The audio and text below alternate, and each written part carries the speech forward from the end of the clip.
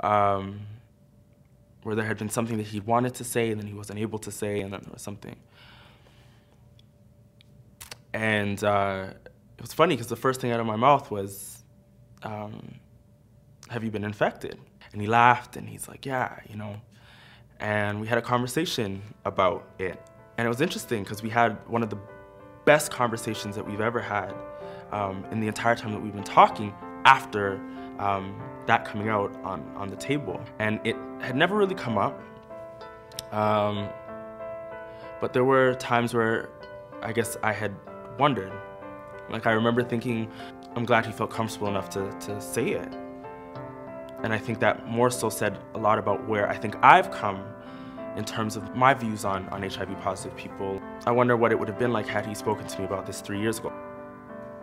Yeah, I realized that I can't operate in that I'll be able to identify people by where they party or how they look or who they associate with.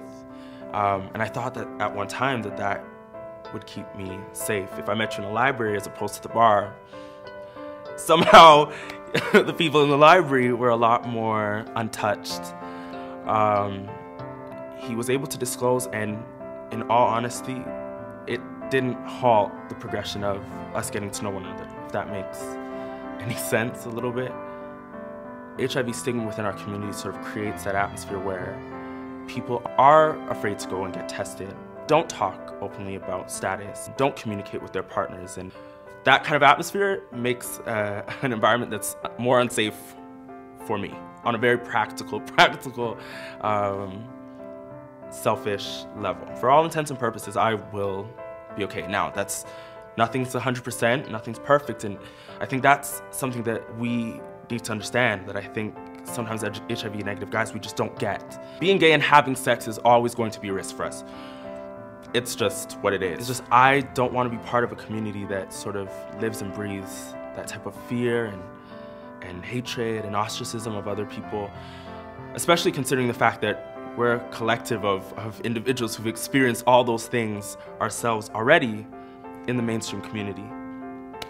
It's in your backyard. It's in all of our backyards as gay people in this community. And if we stopped looking out for them over there, or those who go there, or the sluts over here, or the druggies over there, it's your best friend.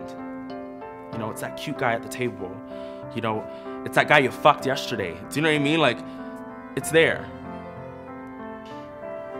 If I was about to have sex with someone and they told me that they had HIV, I don't know if a lot would change, considering that I already really am serious about safer sex. I don't think much would change. I think it would just, you know, if I check the condom 3 times, maybe I'll check it an extra 2. But those are all the things that I think that we should be doing anyways, right? Because you can never really be sure.